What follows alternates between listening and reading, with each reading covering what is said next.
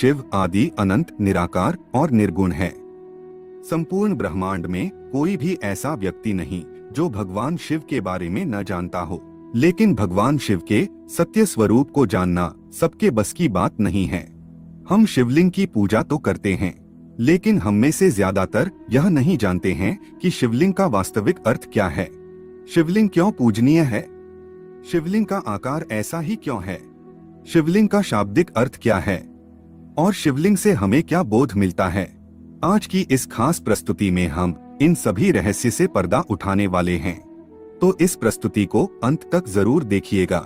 बहुत से लोगों ने शिवलिंग का गलत अर्थ बताकर लोगों को भ्रमित कर रखा है, लेकिन सबसे ज्यादा आश्चर्य की बात तो यह है कि इस षड्यंत्र में कुछ विदेशी लोगों के साथ साथ हमारे देश के लोग भी शामिल हैं। इन लोगों ने शिवलिंग का बहुत ही गंदा मतलब निकाल रखा है, लेकिन सच्चाई ज्यादा देर छिपी नहीं रह सकती है। आज के बाद आपको शिवलिंग का वास्तविक अर्थ और रहस्य पता चल जाएगा, और साथ में यह भी बताएंगे कि शिवलिंग भारत, इजिप्ट, चाइना, एलियंस और पूरे यूनिवर्स में क्यों पूजनीय है। तो इस प्रस्तुति में अंत तक जुड़े रहिएगा।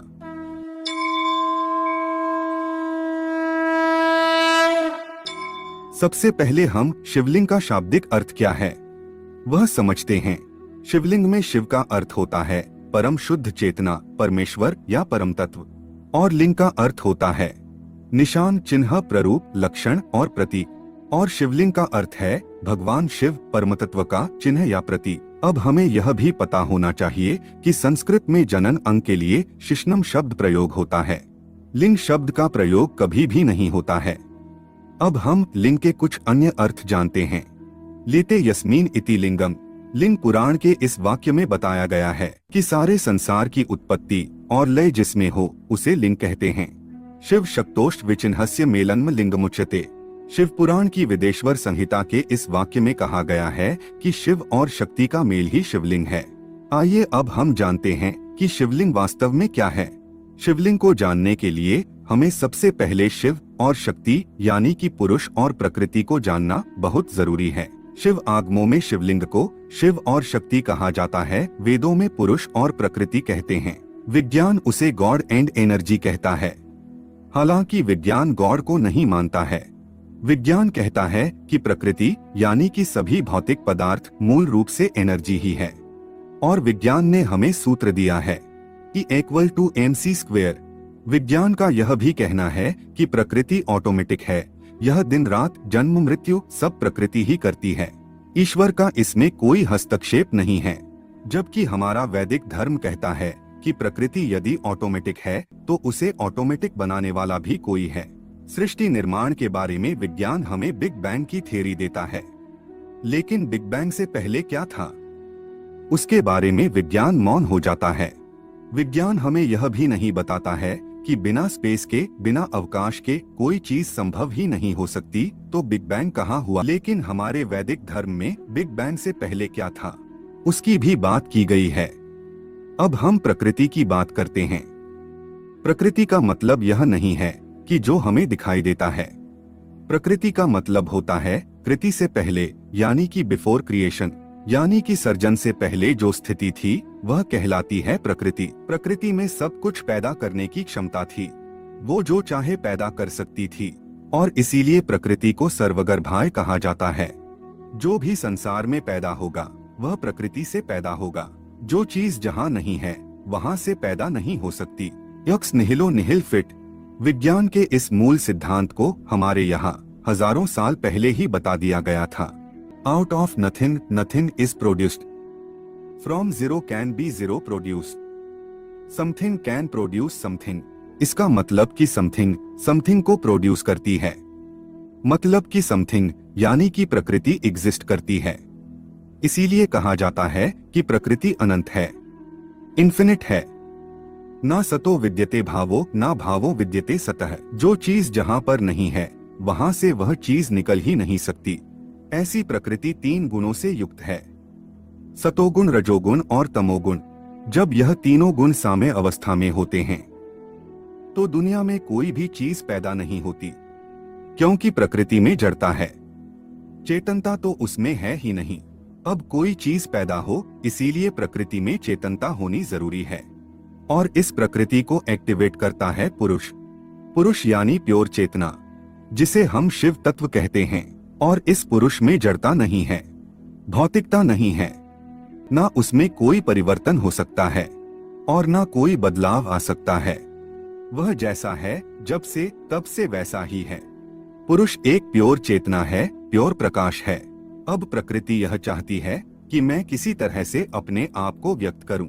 मेरे अंदर शक्ति है प्रकट करने की, लेकिन प्रकट कैसे करूं की चेतना नहीं है, रास्ता पता नहीं है, ऑटोमेटिकता नहीं है।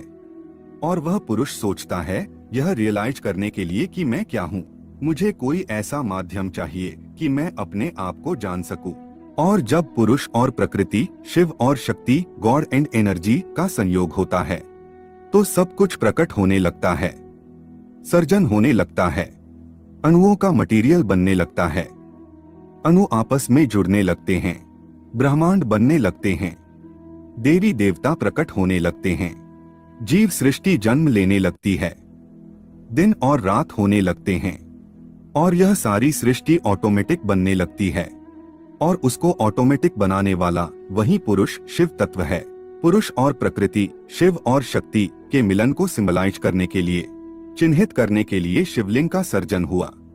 अब यह याद रहे कि शिव कोई ऐसा व्यक्ति नहीं है जो इस सृष्टि में कहीं निवास कर रहा हो। शिव चेतना की परम अभिव्यक्ति है, जिसकी आगे कोई विभाज्यता नहीं है। एक अस्तित्वहीन अस्तित्व, नाम और रूप से परे अस्तित्व।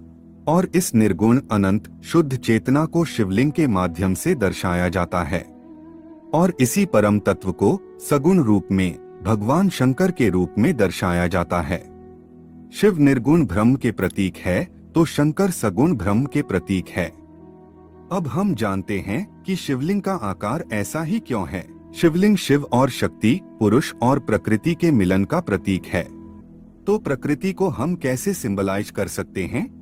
यदि हम प्रकृति को पत्तियों के रूप में दर्शाते हैं तो प्राणी और दूसरे सभी तत्व छूट जाते हैं।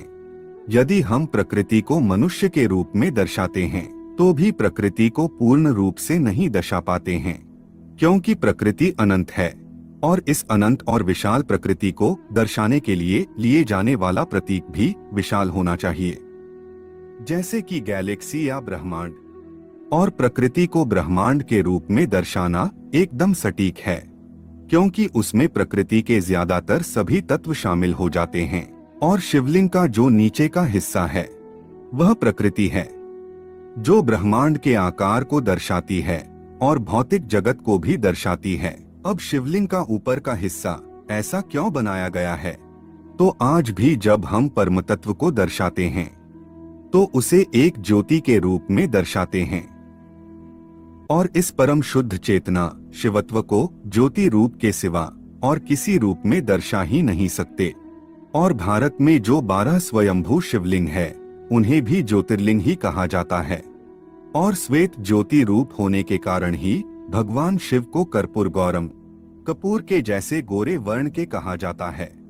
और जब शिव और शक्ति के इन प्रतीकों को एक रूप करके उन्हें पत्थर पर उकेरा गया और जो प्रतीक हमारे सामने आया वह है शिवलिंग। अब हम जानते हैं कि शिवलिंग क्यों पूजनीय है और शिवलिंग से हमें क्या बोध मिलता है। शिवलिंग भगवान शिव और माता आदिशक्ति का प्रतीक तो है ही, और शिव और शक्ति से परे कोई चीज हो ही नहीं सकती। और इसीलिए सभी देवी देवता ब्रह्मा, विष्णु और शंकर शिवलिंग में ही निहित है। और इसलिए शिवलिंग का पूजन करने से सभी देवी देवताओं का भी पूजन हो जाता है। जब हम शिवलिंग को नमन कर रहे होते हैं तब उस पुरुष अर्थात परम चेतना को नमन कर रहे होते हैं। शिवलिंग से हमें बोध मिलता है कि जिस तरह से पुरुष यानी कि शिव इस प्रकृति के मध्य में रहते हुए भी प्रकृति में लिप्त नहीं हो जाते, उसी तरह हम जीव भी इस शरीर रूपी प्रकृति में रहते हुए शिव की तरह प्रकृति रूपी शरीर की मायाजाल में लिप्त नहीं हो जाना है। हमें जीव से शिव बनने की कोशिश करनी चाहिए और हमारी चेतना के स्तर को ऊपर उठाना चाहिए। अब यदि पृथ्वी पर से सभी मानव सभ्यताएं नष्ट हो जाएं और मानो की सारी पृथ्वी ही नष्ट हो जाए तो क्या भगवान शिव और शिवलिंग रहेंगे या नहीं? और मानो कि सारी पृथ्वी नष्ट हो जाती है और लाखों साल बाद किसी दूसरे ग्रह पर नई सभ्यताएं विकसित होती है, तो उनमें से इजिप्ट जैसी कोई सभ्यता जब सृष्टि के मूल कारण का पता लगाएंगे तो वह शिव और शक्ति को अंक के रूप में चिन्हित करेंगे, जिसमें अंक का नीचे का हिस्सा शक्ति को दर्शाता है और ऊपर का हिस्सा परम शुद्ध चेतना शिव को दर्शाता है। और चाइना जैसी कोई सभ्यता शिव और शक्ति को यिन और यांग के रूप में चिन्हित करेंगे, जिसमें काला रंग प्रकृति को दर्शाता है और सफेद रंग शिवत्व को दर्शाता है। अब सवाल यह बाकी रहता है कि क्या एलियंस भगवान शिव में मानते हैं? तो एलियंस भी भगवान शिव में मानते ही होंगे, क्योंकि भगवान शिव यूनिवर्सल है। बस फर्क इतना हो सकता है कि शिव के नाम और प्रतीक अलग हो सकते हैं। भगवान शिव सनातन है, सृष्टि के मूल कारण है, आदि अनादि है। सृष्टि रहेंगी तो भी शिव होंगे और सृष्टि नहीं रहेगी तो भी शिव होंगे। तो मित्रों, यह प्रस्तुति आपको पसंद आई है तो प्रस्तुति को लाइक और चैनल को सब्सक्राइब जरूर करें और कमेंट में ओम नमः शिवाय अवश्य ही लिखेगा। धन्यवाद।